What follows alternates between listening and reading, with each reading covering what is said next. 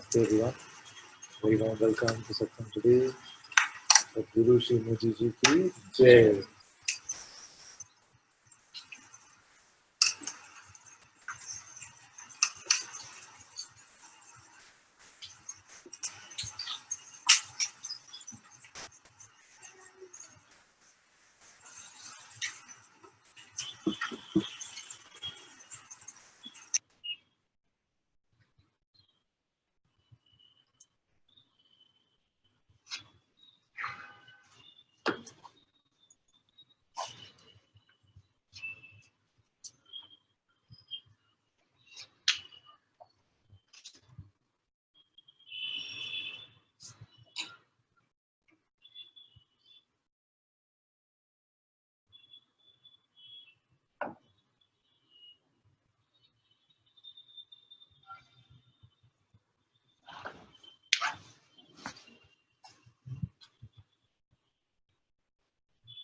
If there are some questions you can ask.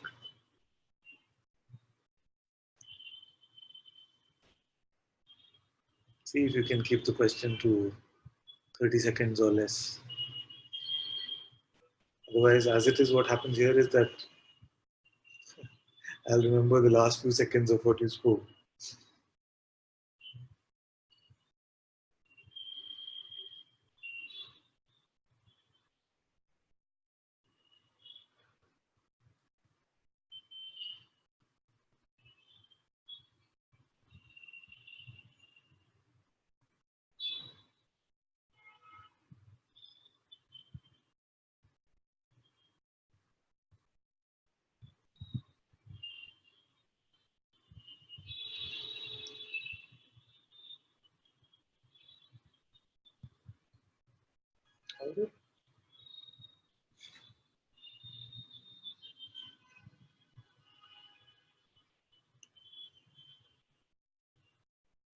Okay, bye then.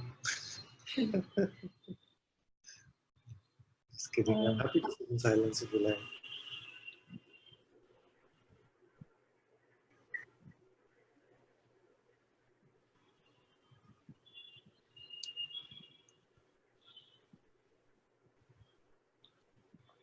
I do have one question. Can I speak? Yes, yes, my dear. Who's speaking? I can't see you. It's Vidya. Yes, there you are. Stay. Just have a question about this I am practice. Because even Moji ji says that, right? Which one? I am. He says to stay with I am for even 5 minutes a day, 10 minutes a day, or whatever, and they give you 5 hours of grace. And even that, this restless mind doesn't, subside.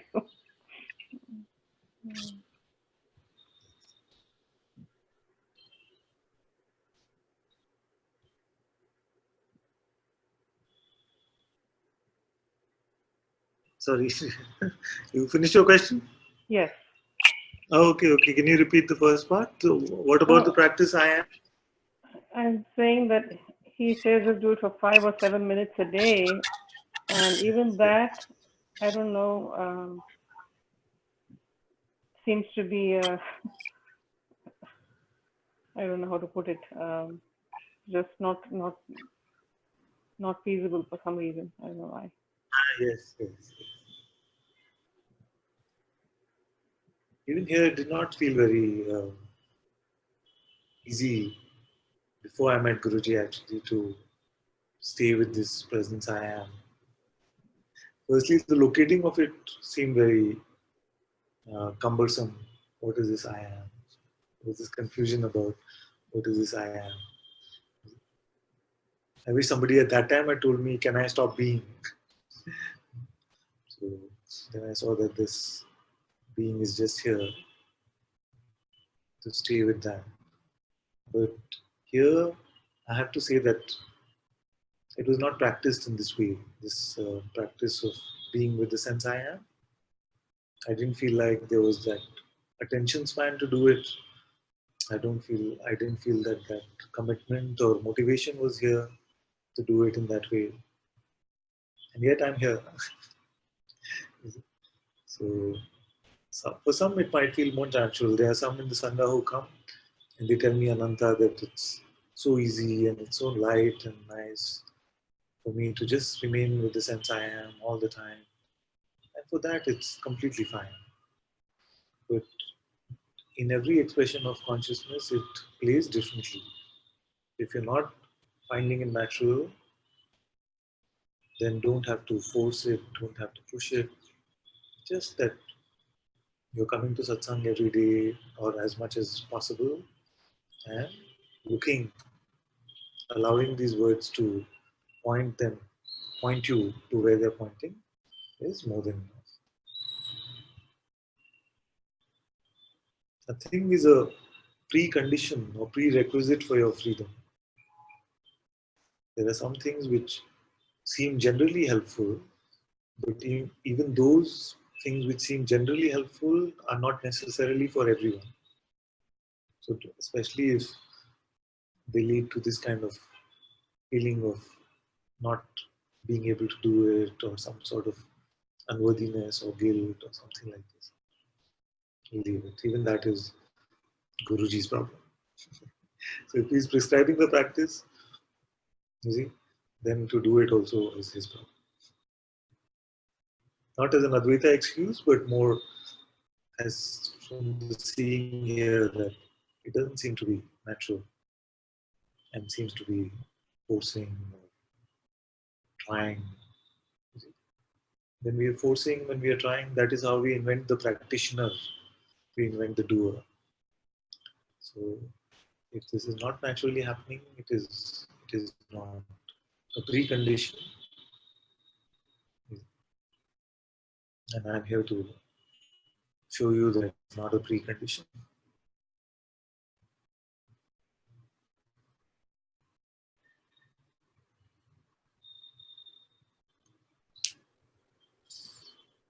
Thank you. Thank you.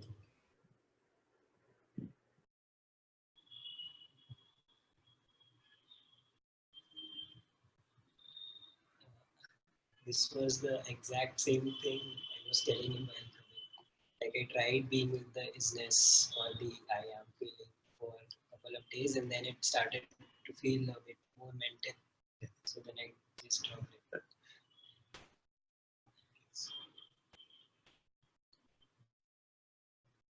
Well, my feeling is that when Guruji is pointing to isness, it is more encompassing than just the Sam. It is invitation to see what happens when you drop all notions of past and future, drop all judgments, drop all projections of all sorts. You are just the self.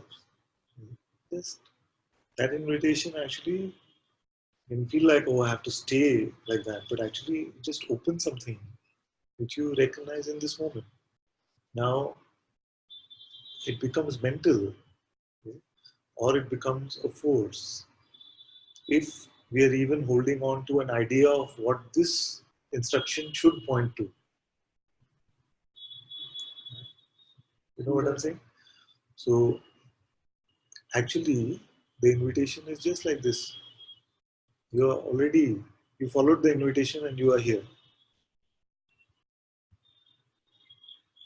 And is No, no, this you're getting this point. The train of the mind will keep running. This is something very beautiful I'm showing you. Actually, where it is being pointed is your original state already right now.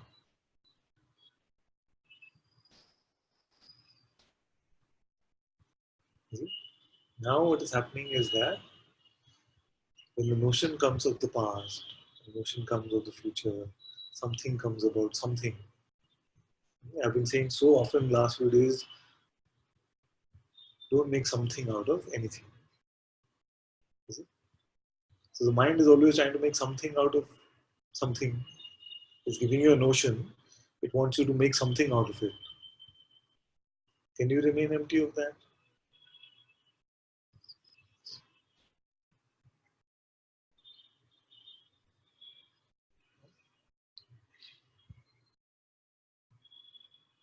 Say it. I know it is something you feel to say.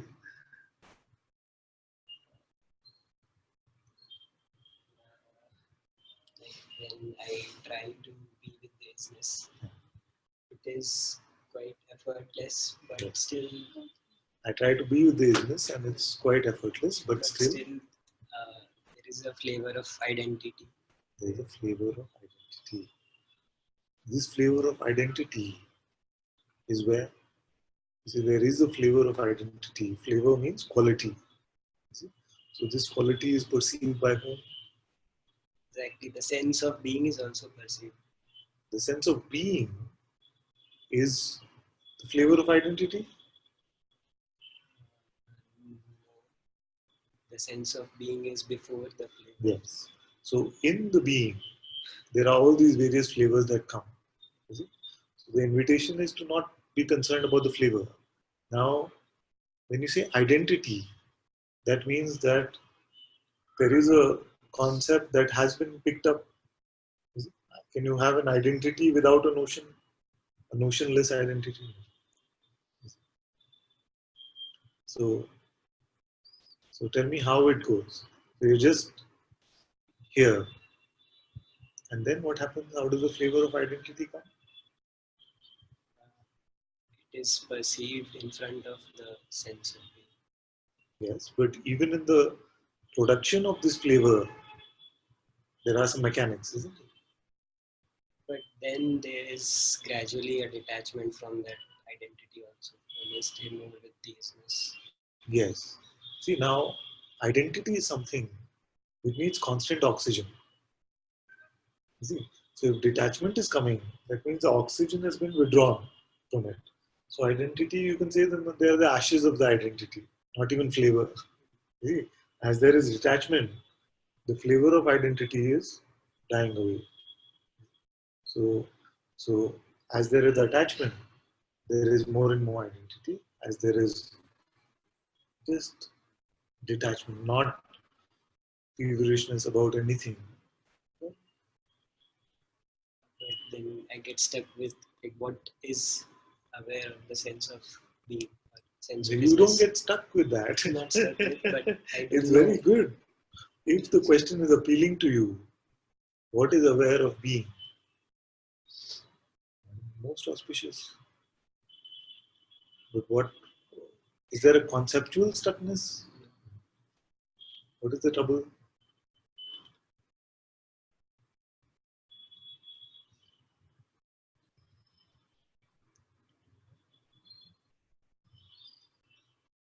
Okay, so let's do some experiments with this. You say I get stuck with the question, what is aware of my being? So now it is clear that the body mind is not aware of the being. It's clear.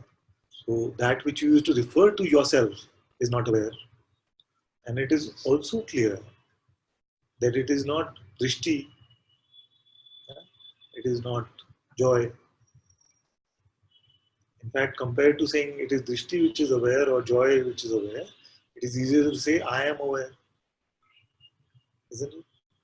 It's just that the nature of this I can seem a bit confusing. Cannot be seen as an object. Cannot be seen as an object. And yet it is you. It's neither you that you considered yourself to be, Aman, and neither is it somebody else. So we have stepped out of that previous equation of me and another, because here that does not apply.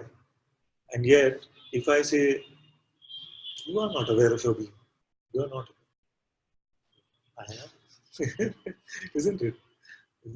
I'm saying, yes, yes, yes, you're just making this up. It's not true. No, I'm aware, I cannot lose it.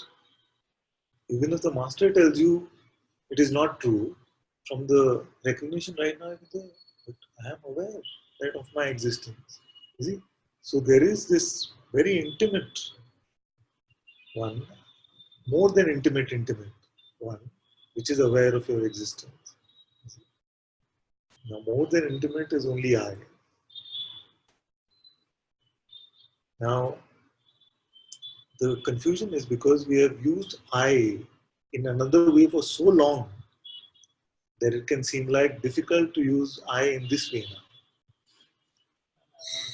Like I also had to ask this. Like, Yeah. why are we so obsessed with misusing the I? Because the complaint is that of suffering. See, if the complaint was not that of suffering, those who say that "Ah, I'm not finding that contentment, I'm not finding that longing peace, and ultimately the question, who am I itself, seems to be the bug that we have caught.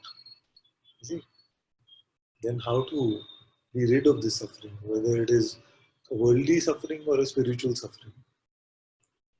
Then we say that we cannot suffer unless we misuse the I. Now, if the I itself takes on the project of not misusing the I, then suffering perpetuates. If the I itself takes the position that why are we so rough on the I?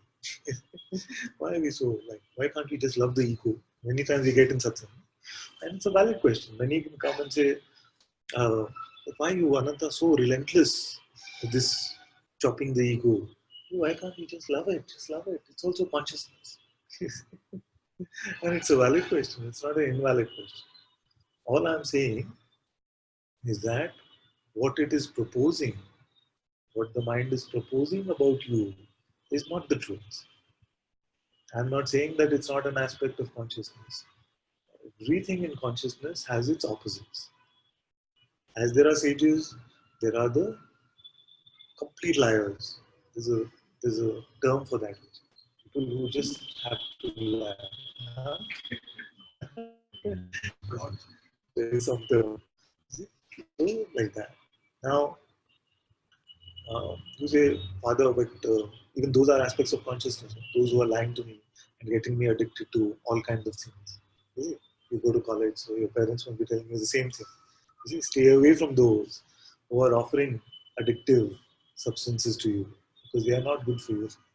So, in the same way, saying stay away from that which is proposing an identity which is not true, and without that proposition, by believing that proposition, actually you don't lack anything, you don't have anywhere to go, nothing to be concerned about. All the grievances, resentment, guilt, pride, all of this arrogance, specialness, all is the fruit of believing this one. You say, okay, if you don't want, all of this is what? Suffering, right? We use a generic term, suffering, to define all these things grievances, resentment, guilt, pride, okay? All of these flavors of suffering. The only way to get these flavors is to go to this one. Now, I completely know that that is also God. It is an aspect of consciousness, which is the mind. But it is designed in the game, for the game of suffering. It is the Baskin Robbins of suffering. You go to this, you go to this, if you go to this mind, all 31 flavors of suffering are available. So that is why I say, don't want to suffer, don't walk into this Baskin Robbins. But to say I don't want suffering anymore, and yet I keep walking into the suffering shop is a contradiction. That's why. And the other reason is that in the play of consciousness, it must play this way. Why? Because every flavor is available here for us to taste.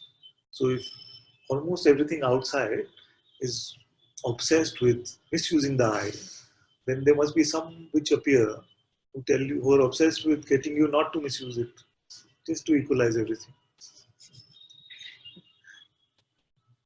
You see,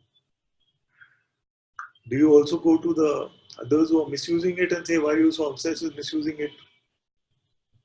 You see, so this is the balancing. All of this is your dream, and the dream is made up of consciousness. You see? And as it is made up of consciousness, then consciousness is what? Everything. Therefore, everything must be here. You see? So if you have hundreds of shops which are selling you your individual identity, then you must have one shop here. It says strongly, trying to speak over all the other 100 shops, saying that you are not that. In this way, the balance of consciousness is maintained.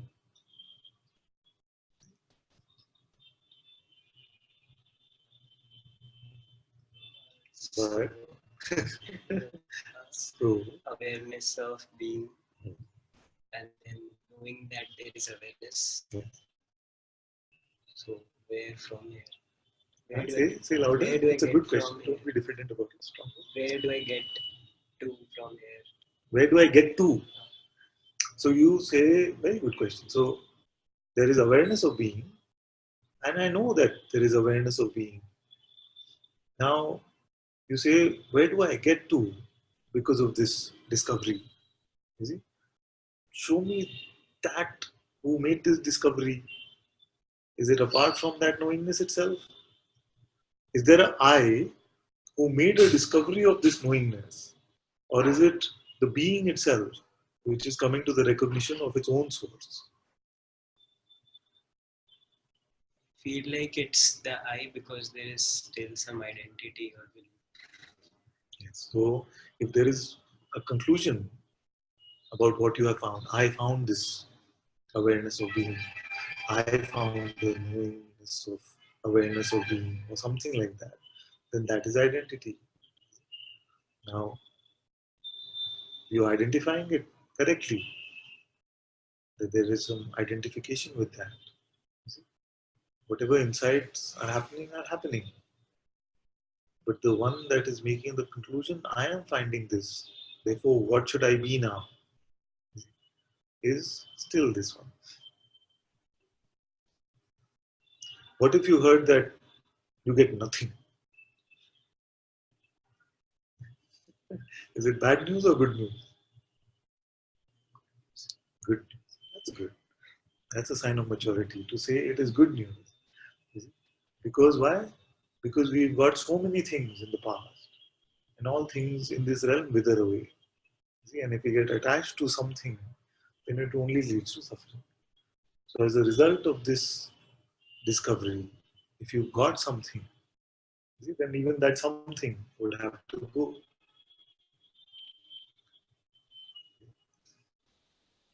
On the other hand, the things which are false, they will find that naturally they fall away.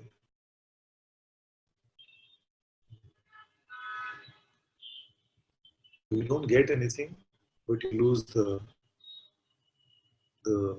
illusory parts which you thought, which you believed to be true. And yes, for those who are wondering, then I have to say that as you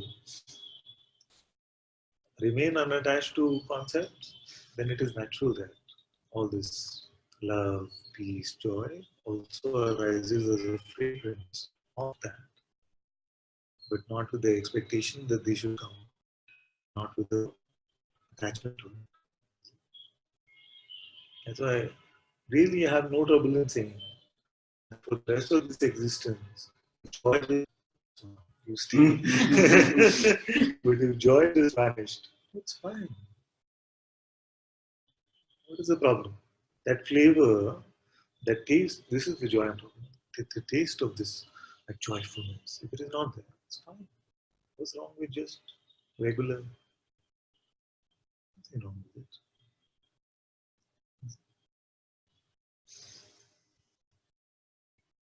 And yet, I have to say that in my experience day to day, is that there's so much joy here, which I could, if I could cut into pieces and distribute it to all of you, it would still feel like there is more to give. What is there an idea of what should happen once you make this discovery? Not anymore. Huh? Not anymore. Not anymore. So, how to drop this identity? I feel like the practice of not believing the next thought helps in dropping the identities. But then when a practical situation arises, it feels like, how can you not believe the next thought? Uh-huh.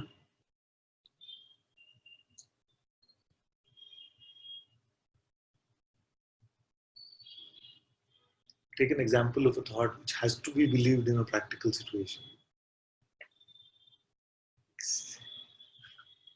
Suppose I'm sitting in class and I have to solve a question. Yes. So, and I've been practicing this since morning, that don't believe the next thought, don't believe the next thought, and suddenly I have to solve this question. Yes. So that keeps on going, don't believe the next thought. And then finally mind comes in and tells, look at fate. But can the thought solve the question? That is the thing. The solving or the not solving is happening. The writing of it or the not writing of it is happening. But in reality, who is doing it? Beingness. This beingness itself. The mind tells that, no, you need a thought. Like, how can you do it without it? So you see, the trouble with thought, why do I say don't believe your thought? Or more recently, don't exchange your presence for just a thought. Why? Because a thought is not just saying the coconut is green, today no coconut. The thought is not saying just the coconut is green. See? It is telling you about the relationship that you have with that. I like green coconut. I hope it is sweet. Isn't it? Something like that. So the I is invented in that way, which is the limited one. The thought is not just saying 2 plus 2 equals 4. See? Although the same way that the 4 can arise as a thought, the 4 can also arise in the movement of the hand. So it is not just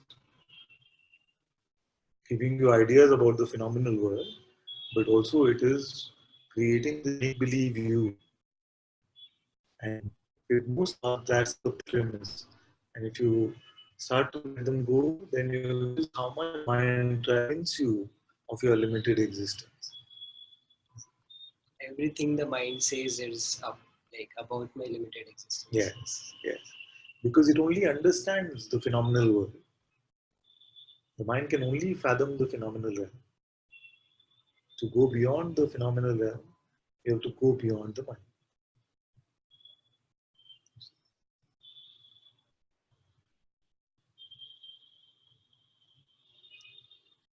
If you try to carry this I with you, the false I, the limited I with you, through the gates of your recognition, through the gates of heaven, if you were to use the word, then you will find that it's heavy, heavy, heavy. If you drop this concern about what happens to that one, what is there?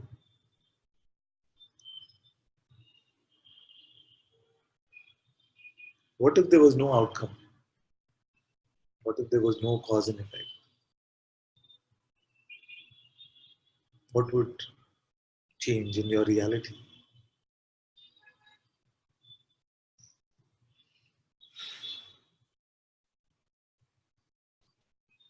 Reality won't change. Reality won't change. Often I ask this question, isn't it? I say, you came to Satsang, you came to a very sober recognition today. Oh, and this awareness, untouched by anything phenomenal. No fireworks, no halo, no radiance, no fancy words, nothing at all. But it's just like the author was writing the story of the me, and suddenly the pen ran out of ink. Nothing else coming. So would there be trouble with that? Like, oh, but Aman could have achieved so much greatness. He got the answer to the ultimate question. Now what? It can't be the end of the story. I need yes and purple. Huh? Let's, it's a little bit. No, it's actually a lot of music. Dude, hold. Hey, hold. Okay, bye.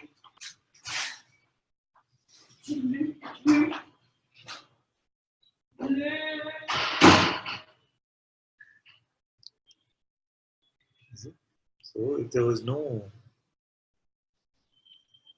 glorious ending to the story of the seeker, he did not end up becoming a sage. If the seeker was building up to, I'm getting to my saginess, and ultimately, who wants to be a sage? Nothing, nobody recognizes it, nobody sees you as anything. You see? You still have to take your exams. Then, would you be okay with that? Because you see that you are that which has always been untouched by any of these things. These have been the false attachments that we have picked up because of our limited identity, limited identification. So I said to Sophie for you to tell the cat story again, the one that you told The yesterday. cat story, no, it's not too soon. I love saying it. Yes, I love that. I never heard It's it very before. funny that I've said it in the last 3-4 years. I've said it at least 100 times, and many I feel have heard it tens of times at least. So one day I said to some, they were sitting there. I don't want to take their names. I said, "You heard the cat story many times now. So why don't you share it?" Then they started looking at each other. I said, "Can't be. You heard it so often." It was like Gopala was there. It can't be that you can't tell the story. So then they attempted to cobble together some story like that. So somehow it is not so palatable for the memory. The cat story is very simple. It goes like this. Suppose you were born in a world without any mirrors.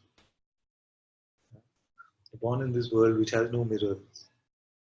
Then what happened is, but when you were born in this world, then you had these very intimate people around you who said, "You're a cat." Not only these people, but also there was a voice seemingly in our heads which was saying that you're a cat. Now the cat voice or the people around us then kept giving ideas of what is the next bowl of milk for you to get. They're saying that you have to be happy, and to be happy, you need the next bowl of milk. So you were told education is going to be your bowl of milk. If you are well educated, didn't our parents tell us this? If you get a good education, you will always just be happy in life. Education. Then there's something missing in that. Now that you have a good education, you must have a good job. His friends with that hair. If you have a good education, then we didn't tell you at that time, but actually you have to get the next bowl of milk, which is a good job. Good job, which means good money. The bowl of milk kept changing. That find a good life partner, then you'll have it all. Education, money, house, partner, you are settled. Done.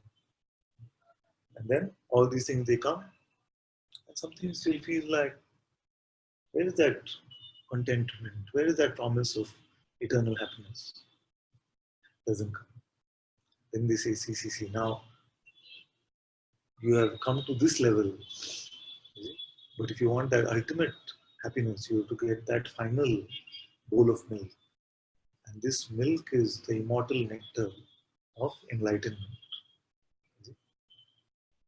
So then we started off in the same way, searching for that bowl of milk, wanting to achieve things, getting to it, learning things, climbing the ladder in a way to get to these bowls of milk. Now we've been told about this ultimate divine bowl of milk called enlightenment.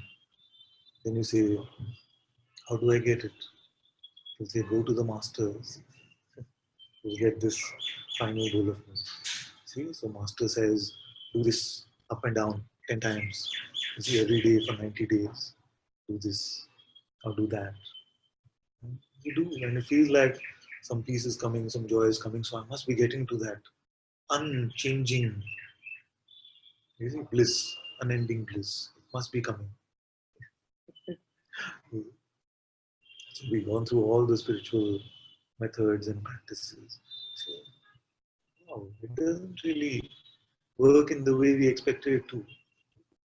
Then we keep searching for this bowl of milk, which is unending, just naturally. Then we come to a sage who says, bowl of milk? I don't have any such bowl of milk. I have nothing to give you. But I do have a mirror. And you say that you're a cat. But are you open to looking?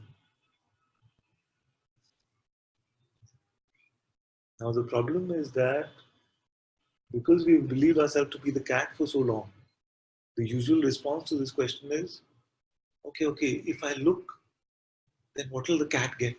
Isn't it? But are you open to the idea that there might not be the cat in the first place? Okay, fine. I'm open to the idea, but will I get the peace? It is all coming from this deeply conditioned cat identity. And even upon like very innocently, he also asked the same question. Okay, I'm finding this. There is awareness of being. Now what do I get? You see? So that he also very rightly identified is still the cat. Saying, okay, got it. So now where is my bowl of milk? So satsang then becomes like this, where it's all about seeing. There was no cat. Therefore, the bowl of milk is irrelevant. Whatever idea we had about what should be there at the start of the journey is also wiped away, cleaned up. So now, enlightenment was the promise for the cat. That was the marketing department. You okay, my dear beta?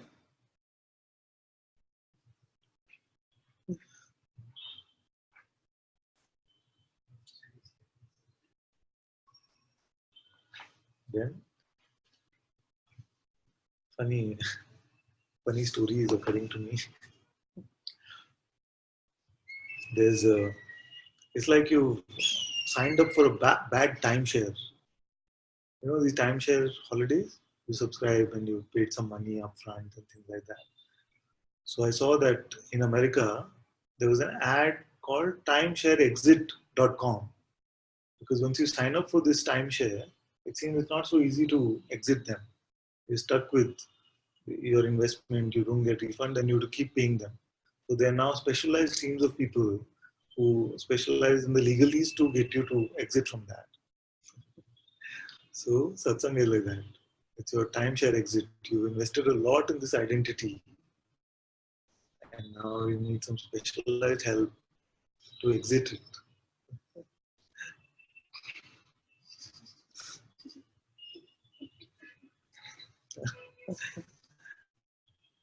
Because everything for the cat is the bowl of milk. Everything for the person is the return on investment.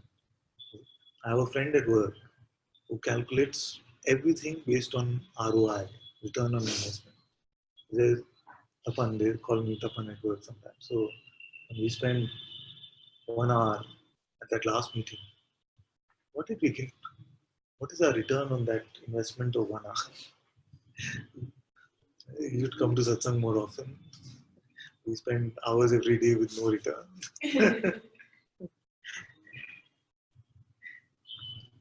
So just like that. Our idea has become this. What do I get?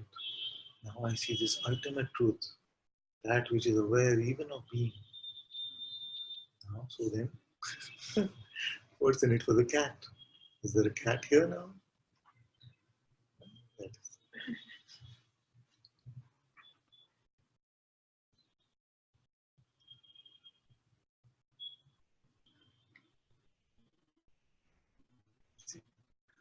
No audio.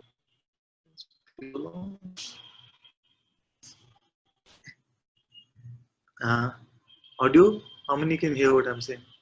Just put a thumbs up or something.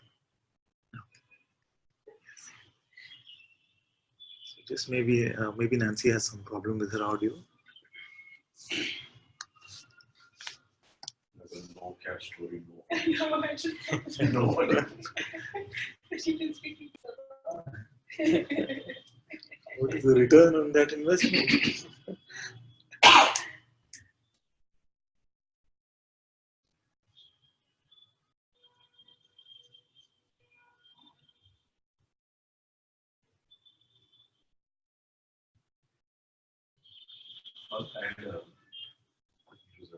It's a crazy thought. I don't know.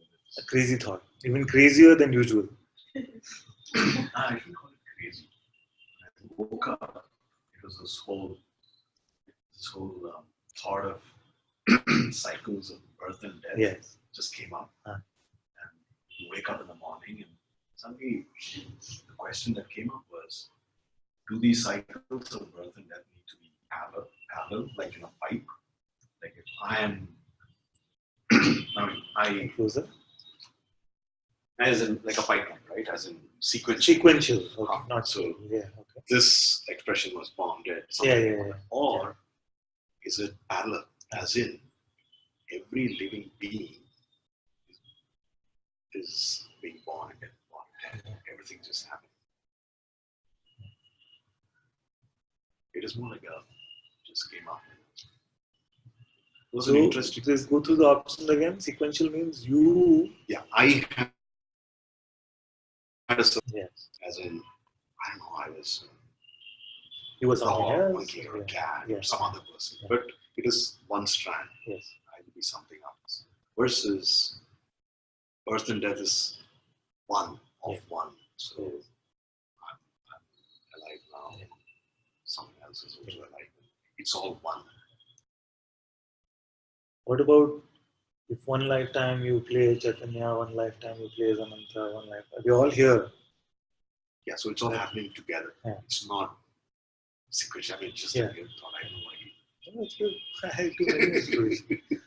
See, the sequentiality of it is just a way to try and explain the immortality of consciousness to the regular people. Actually, time and space do not operate like that. Time and space are both completely dependent on what consciousness wants to pay attention to. So, I don't know whether I should say things like this, but based on attention, every single possibility can be traversed from this moment on, either seemingly forwards or backwards. So just to put simply, one reality, seeming reality that can be traversed is this hand going this way. Another reality that can be seemingly traversed is this hand going this way. Another reality that can be traversed is this hand this way. Who is navigating all of this? It's just consciousness playing with attention. It seems to be making this space and this movement of time seem viable, relevant. This is here. But time, before consciousness, is there such a thing as time?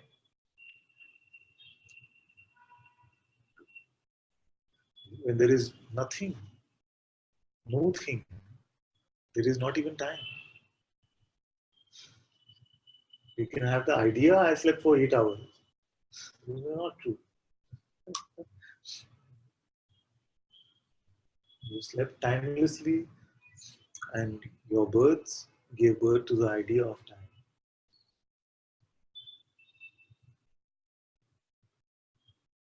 So past life, future life, all of this is based on how attention wants to play with it. Some of these things might sound crazy to you, and it's okay. It's fine. These insights have to come to you on their own. But my feeling is that if this so-called play of forward time, if our experience was just the opposite,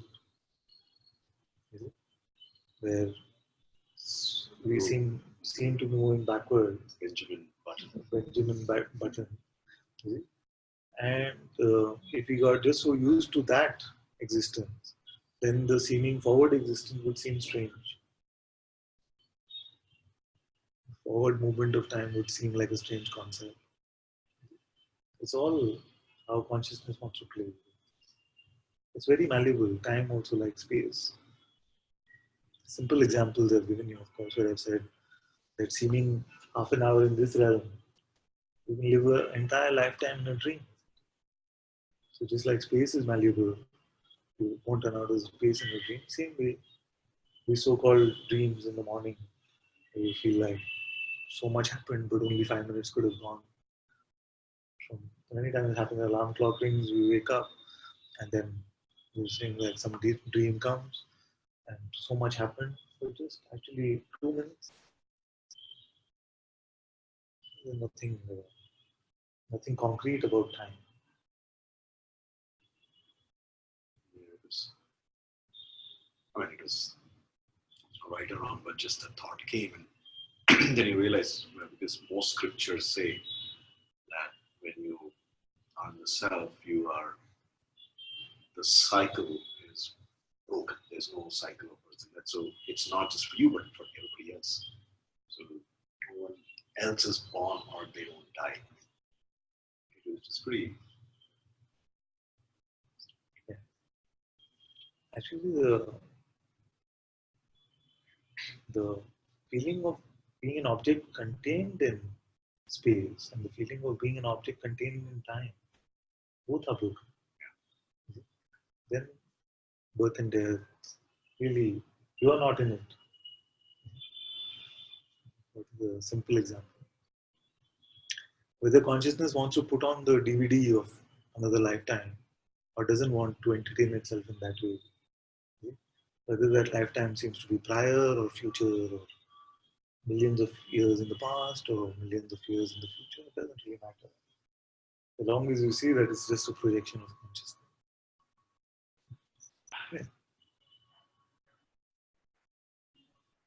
Could you possibly just confirm something quickly for Yeah. me on Chaitanya's point? Yeah. He's saying that when there's the realization of the self, then it also stops the cycle of death, like life and death for all the bodies.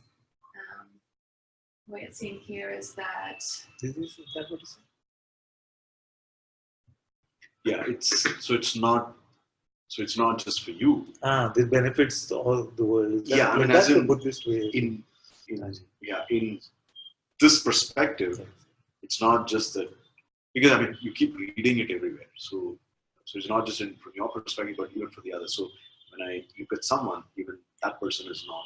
I mean, you can't explain it, but That's a Yes, simpler yes. one because you see that the dream is not real.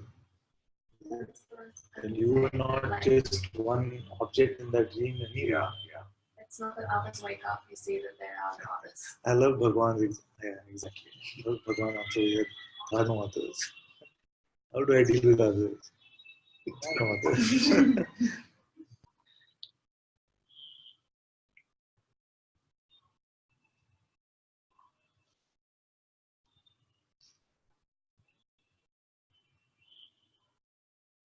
One more question. Yeah, okay, one more, then we go to CAD and Murad then after that.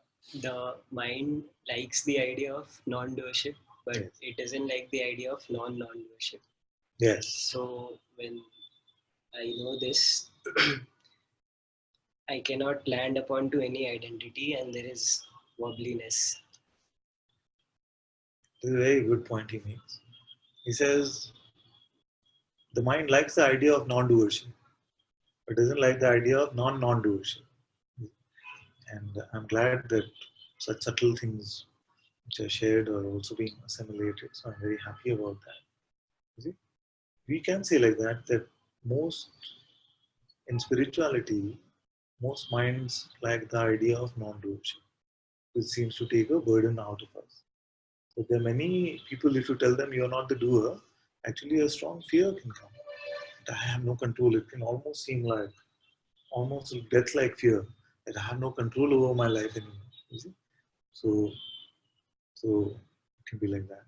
Now, the mind does not like not applicable. Are you the doer or the non-doer? It doesn't apply. You see, that it doesn't like because it cannot fathom it. You must be. It seems to be opposite to its mission. Firstly, if its mission is to convince you about your phenomenal limited existence, then this not applicable is opposite, contra mission to it. You see? And the second is that really it is like saying, asking the mind to confirm where its grandfather was born. Where is your grandfather born? I have been told, or I think, from credible sources, this is where he was born.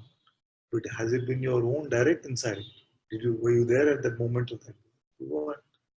So that is why searching for mental confirmation of the things which are shared in satsang is like that.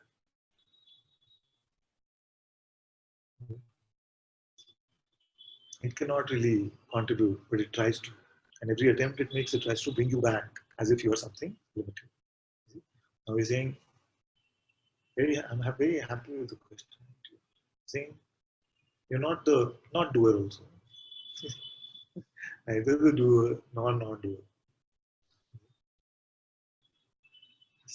This can come only as an insight that you have about yourself.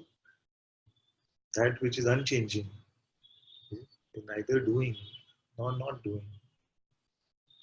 That which is qualityless. Doing is an expression of movement. Not doing is just the contrary expression to that. That which is empty of qualities. Like it's even more subtle than saying, what is the space in this room doing? And you go tell the space you're not the doer. Now it is not doing anything. It's sad. I'm not the doer. I heard from Father and Satsang, I'm not the doer. So today I will not touch my work. I will not. You see? So we are doing the not doing. So like it likes non-doership and it's like anyway we're doing spirituality, so don't do anything else. So then to get around it, many sages have said many things. Some have said, okay, you must continue to chop wood and fetch water. In a way, what they said is from a different place, but it has been heard by many in that way, that you must continue. Or Krishna said in the Gita, you must continue to do your duty. But you're not saying that. You're saying that this play happens with its own intelligence anyway. Don't try to come in resistance to that. That's why to that I've been silly enough to say something very impertinent maybe and say chopping wood before enlightenment, chopping wood, fetching water, after enlightenment, chopping wood, fetching water, or not. So that little impertinence to add that or not is important, because otherwise it can also become that contrary thing that I am truly going to be free only if I continue to do what I was doing. And some will say, no, I am free only if I stop doing all of this. I must renounce the world, etc. It is not applicable, you see, either of these things. Whatever has to happen in this play can continue to happen. You see that you are not that. That is the recognition. So the mind can like either position. It just wants you to take a position. Actually, ultimately, it comes to this point where it doesn't mind. Just take any position. Just take it. At least, you're setting a boundary for yourself. You're setting some. Don't try to be limitless so soon. Take it step by step. Now you got there. Now first you understood. You can't stop here. Now stay here. Now don't try to go to awareness. So, these are the kind of mental ideas that tries to make this limited one out. Then say, how can you say I am God? It's so arrogant. This is a very popular concept, isn't it? How can you say I am God? And yet it's okay to say God is everywhere. If I am God is arrogant, is God is everywhere not arrogant? Isn't it the same thing? What the mind wants you to say is God is everywhere but me. You are this tiny measly thing, and there is a greater force. So don't try to become too obstinate. Don't try to become too special by saying I am God.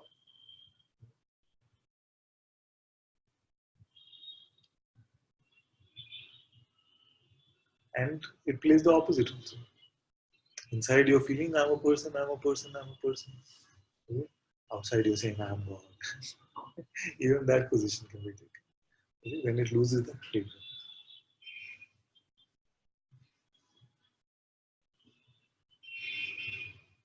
Basically, as long as you're giving yourself a position, the mind is happy.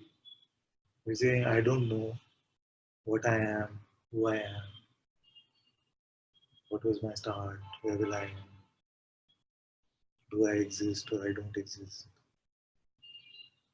am I awareness, am I consciousness? I don't know any of that. The mind hates that. At the end, all concepts have to be dropped, including awareness.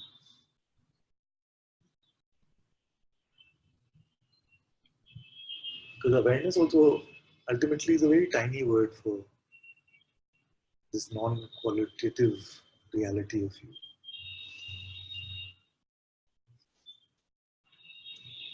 That's why in the Vibhu Gita, chapter 26, no Brahman, no one. It has a certain fragrance to it. Many are trying to take that, even that position. I have found that there is no awareness.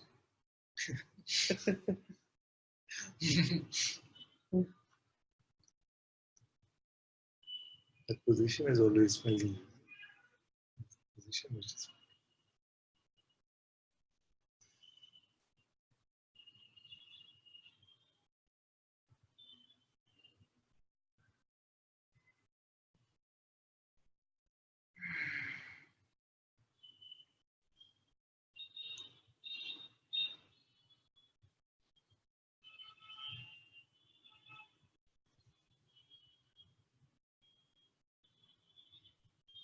okay. Murad has a question. Murad can come. Thank you, Father. Can you hear me? Yes, yes, my dear. I've had a few moments where everything has disappeared. Even the world has disappeared. And then there's this sense that every object, I mean, you know, the water bottle, the computer, my body, the solid stuff, is just a memory. It's a compressed memory. That's what the feeling was. Not a thought, because a thought is more flimsy, but sort of a compressed thought. The way I sort of it as maybe a memory of something more condensed. And as long as I'm in this place of the I me, it's absolutely real. It's solid, right? I live here.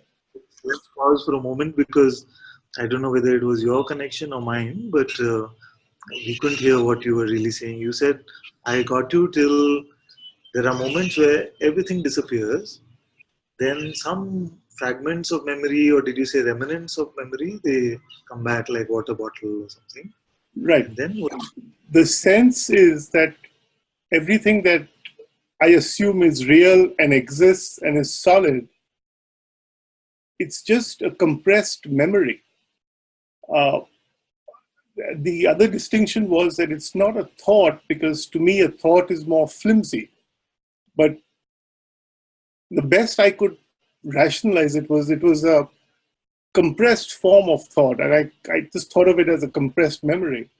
And as long as I'm sitting in this throne of I, me, this is all real. But as I step back from a deeper vantage point, this is all just ethereal and solid, depending where I'm, I guess, looking from or where I'm feeling from. So the question was, am I just hallucinating another hallucination of my own mind, or is this actually, does it have validity, from that viewpoint? Okay. Very good. Let's look at this. So you say there are moments where it seems like my phenomenal reality, all these phenomenal appearances, they just disappear. And what I'm hearing in that is that even though they disappear, the phenomenal realm disappears, I still am. Therefore, there must be something which is beyond this phenomenal existence. Whatever might be the makeup of that, the simplest answer to the makeup of that is that it is consciousness. And consciousness plays with all the trillions of energy constructs. Energy constructs which we experience as mind, which is the energy construct of thought, energy constructs of imagination, of memory, of feeling, of sensation, of body, of the seeming outer world with gravity and magnetism and electricity, and all of these, light and sound, you see. All of this is what? Consciousness. All of this is consciousness. So, this realm is also like that. When we are inside, seemingly inside or experiencing the dream, it seems like the dream is as real as this. The dream body seems as real as this body. So it is made up of the same stuff, which is consciousness stuff. Simpler to put it that way. Because once you start to get into, okay, what quality of consciousness is this made up of? Then that becomes another aspect of phenomenal knowledge that we can pick up, like Tattva Bodha or something. What is the true nature of particular objects versus other objects?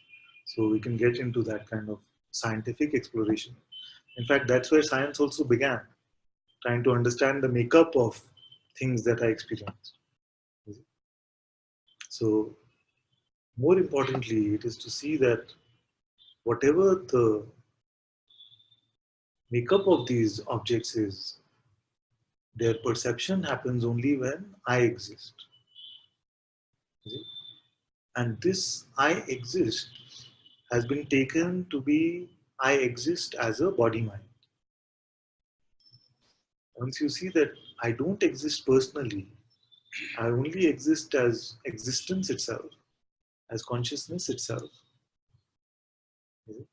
then all of this, the play of this world you see, is just projections of your own light,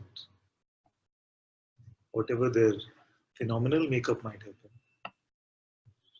As long as it is becoming clearer and clearer to you that you are not an object in this world, that you are not an appearance which is coming and going, that you are not a compressed memory or something, some terminology that you use, then all these insights will come. You will recognize that actually there is no fundamental difference between a memory, an imagination, a dream.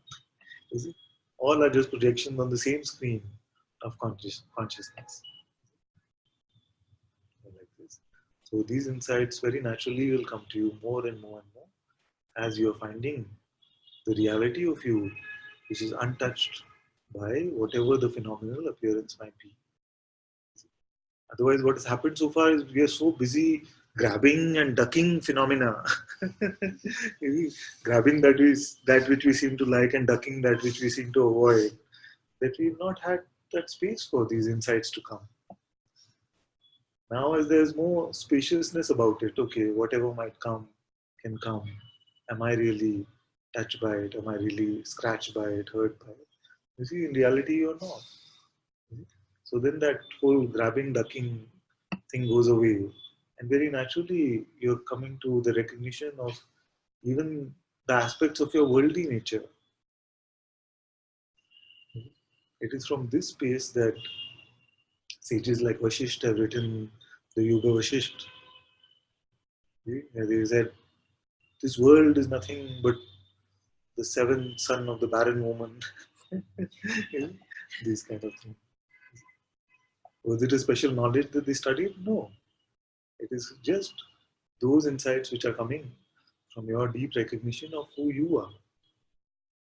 And Master Vakra can say, I am that shoreless ocean in which the arcs of the universe come and go. Yeah?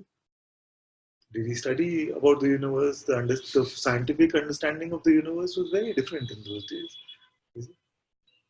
And yet, from the space of insight, from the space of self-recognition, then you're starting to see the immateriality or at least the impermanence of this worldly existence. So, in this way, then you will be able to say soon that anything that appears and disappears, comes and goes, is not real. It might seem real for a bit, but you will see that everything that is appearing and disappearing, just like the sages have said, the definitions of reality are two. One, it must be direct, through direct insight, and second, it must not be coming and going. What passes through this filter, continues to be the most relevant question. Only that is of interest to us for some time. What is it that is my direct insight? That which does not come and go.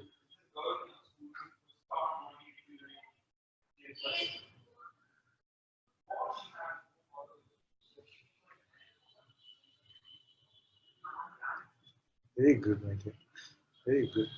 In fact, I've said that this clue like this, just the clue of reality itself,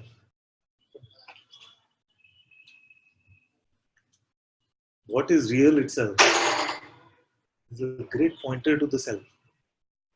What do you consider to be real? And is it just coming from a belief system? Or is it coming from your inside? And are you still calling that which comes and goes as real, knowing fully well that it will not last? Can there be a reality which is not ephemeral, which is permanent, eternal? That reality is the true Ananta. If Ananta means eternal, this body is not Ananta. And Father, for me, four things I experience simultaneously. Here's perceptions coming and going, the recording, senses, thoughts. And then here is the I, me, the sense of doership. Murad, who's watching all this is impacting Murad. And then here is the witness, which is not Murad, just the I witness. And these are all happening simultaneously. And then somewhere here is not even that. It's just whatever. It's a glimpse, and my reality is consciousness is here. It's playing as the witness. It's playing as Murad, the I, me. It's playing as all the perceptions. And where I sit, where I occupy, that is my reality. If I'm here, I'm stuck in the mundane, whatever. If I'm here, stuck there, then why is this happening to me? I'm doing it, the doership. There are moments where I'm here where this is all just playing and it's coming and going. And then there's a sense of, I know I am that, but I don't inhabit that space yet. There's a sense that even this is just not, it's just ephemeral compared to what that is. And it's not, I get a sense of it. I know I'm that, but I don't occupy that space. But it's all happening simultaneously. And it's a sense of where am I, not stuck, but what do I occupy? What space am I occupying in? That's sort of the perception as I'm sitting and just watching. That's a very beautiful report. So you say, on this side there is this play of the ephemeral, the play of the world, and there is so let's put it like this, the play of the perceptions of the body and the perceptions of others and the world, and the play of the conceptual murad. Not even perceptional actually, just conceptual. I am doing, I am working, I am understanding, I am not understanding. You see, this conceptual murad. Then you see there is a sense of existence, just being, unconcerned really with the whatever might be the content of the perceptual play or the conceptual play. Isn't it? I just am. Then you say that even perception, conception, all of this is an aspect of this I am. Who is perceiving this world? I am. Who is conceiving all these ideas of Murad? I am. I am as what? As this consciousness itself. You see? So this is the line that we draw. I'm glad you also made this posture today. First time I'm seeing somebody else do it. You see? So this is the line that we draw. Yeah? Now you say, I have some insight into that which is prior even to this. You see? And I don't occupy, but I don't seem to settle into that space or occupy that space fully. You see? Because this one is recognizing its own source. You see? So then the I is shifting from this one who has been identifying this way, this way, this way, this way, to seeing that this entire one, you see, this I am itself, consciousness itself, is nothing but a aspect of the true I. So it is not that this ultimately will occupy that space. This this is metaphorical, okay? So don't take it too seriously. But this will come to recognize that this is just an arm of the entire body. That the rest of the body is not phenomenal. That's why I said it's metaphorical, so you can't take it seriously. And this is the moving part, the I am. You see? So it is not that the hand has to occupy the body, but the hand sees that it is just an aspect of the entirety of I and the greater, which is the unchanging, the non-phenomenal self. You see? How can anything phenomenal, even the primordial vibration, occupy the non-phenomenal? It cannot. The occupation is only the recognition. The abidance is only the recognition. You see, what is abidance then? The question can be that I am not abiding in it. You see? So abiding in it does not mean that it loses its phenomenality. The abiding in it only means that it is no longer identifying with limited notions of itself. You see? As long as the arm will show up, the arm will show up. It is not for the arm to vanish the arm. You see? Now when the play of the arm is done, the arm also goes away. Just like that. So don't take on the project of trying to abide in the self that you are already abiding. Okay? That is your original state. But if there is a project to take on, the only project to take on is don't buy the false identification about yourself. In fact, that's why usually I ask you, you say, I cannot occupy that space. I say, leave that space and show me. Leave awareness. Do it for a tiny millisecond. Cannot do it. You see? So then to try and occupy that space has also been like a fool's errand. Has been an idea, a project given by the mind, saying only if you can do that, then I will give you the freedom certificate. So these are the subtle tricks of the mind. Just as you're recognizing for yourself what you are, you're seeing that this moving aspect has much scope for identification, where I truly see I am none of that. In fact, what I see is that I am made up of something which is beyond phenomena. This primordial vibration I am, Om, you see, is the source of that, is beyond even this primordial, before we can even say that.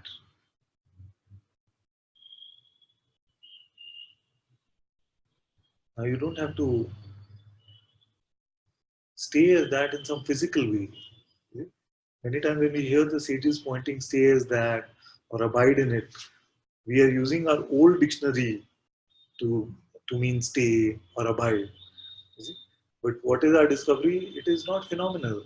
So how to stay in something which is non-phenomenal only means don't pick up that which is false.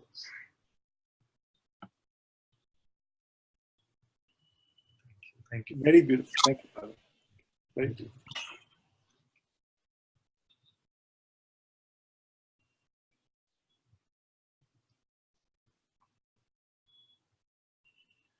I say, Father, how is it that other than my own claim, existence does not claim itself? Please throw some light on this. Other than my own claim, existence does not claim itself. Just existing is its own claim to itself. To exist is claiming existence. The claim, I am that I am, is not the important claim. That is just the way to communicate what I am. You see? The claiming, the being is to take claim over existence itself. I am. I, which is independent of even am. Now am.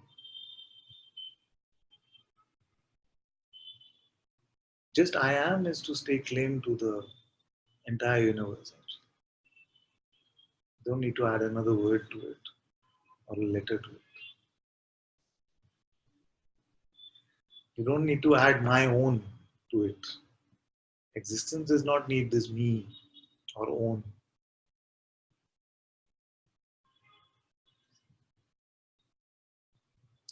We missed CAD. No? CAD wanted to. Yes. Sorry, my dear. Please come.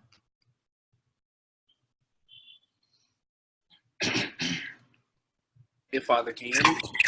Yes, my dear. It's good to see you, man. Good to see you too. Very good. So, I wanted to say, do I need to hear like some feedback? Is it good? I'm sorry. I'll mute from here while you speak. Okay. All right. So I have big love for you and the Sangha family, like big love, and I've been experiencing, I hate to admit it, some feelings of loneliness.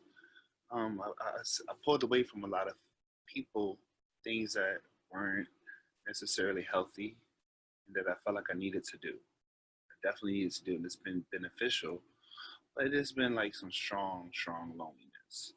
And I know we talk about everything that is seen is not us, right? So I question the love that I have for you. I mean, it's like huge. Like I get so excited in the mornings when I'm coming home from work and I gotta hurry up, get home so I can catch that sun and stuff when I can catch it, because the time difference and everything. And I like seeing everybody. I like going to Facebook pages and seeing everybody hug you and everybody just so happy. I just love the Sangha family. I mean, the Sangha. And I wonder if that is, I see an attachment there. And I wonder if that is, I know it's not a problem, but I just wanted to talk to you about it. I don't know, I don't know. I just want to talk to you about it, see if it was a problem, because I see it as an attachment. Yeah. I'll leave it there. Thank you, my dear. Good question. So, in fact, we were looking at, in another context yesterday, at a similar question. Oh, I'm sorry, What? I missed something. No. I don't mean after Satsang, after the broadcast, we looked at a question somebody brought. And something came here which I feel is quite helpful even in this situation.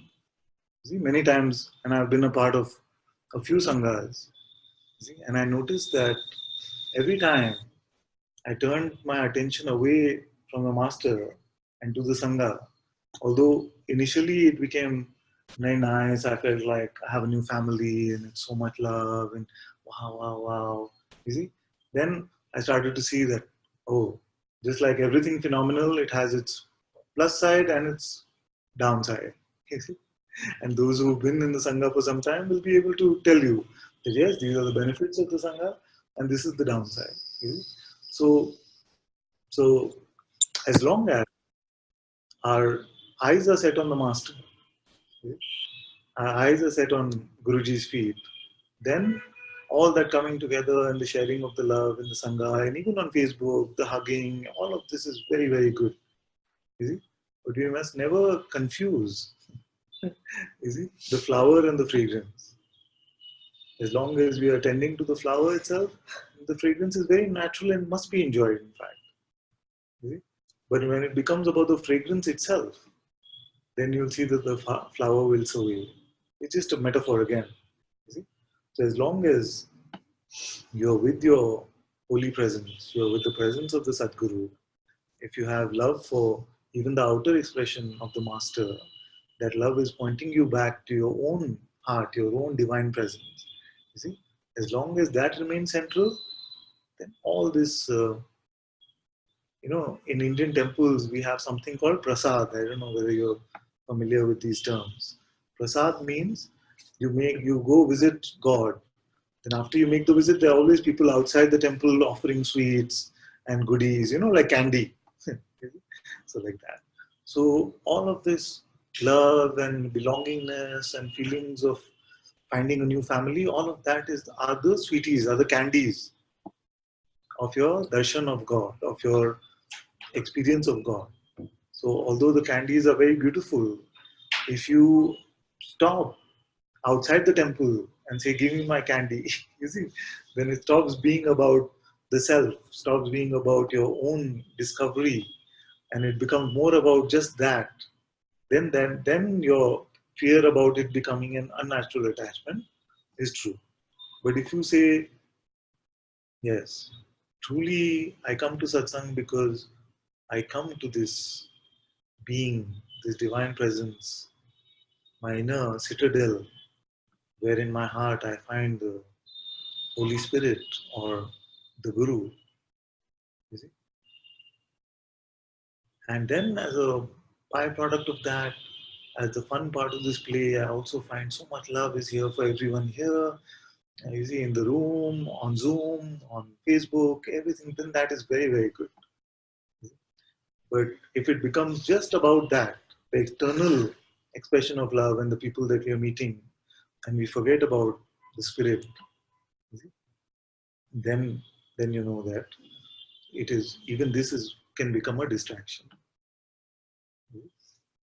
So many times in satsang it can happen. Guruji also talks about it, that we are coming so beautifully into the recognition of the truth, and out of nowhere in the sangha will manifest your perfect partner.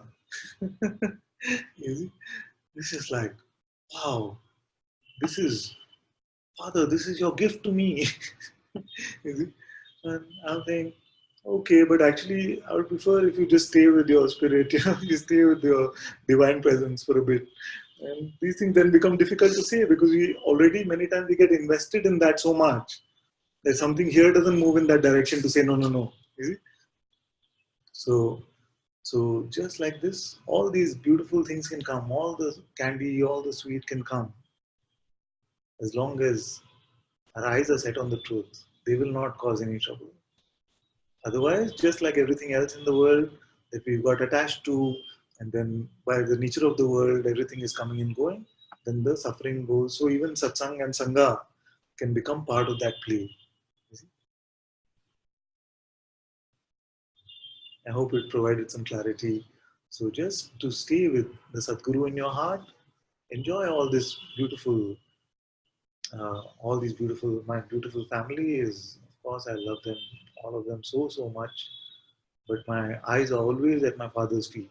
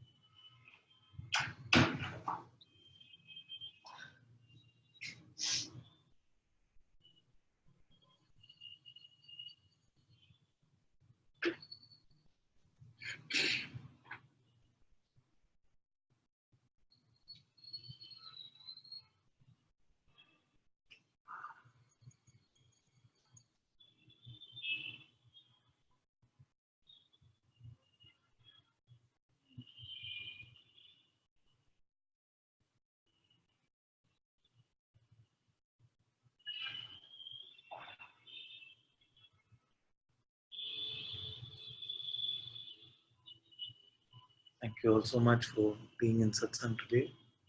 Sadhguru Shri Muji Ji ki Jai. Sadhguru Shri Ananta Ji ki Jai.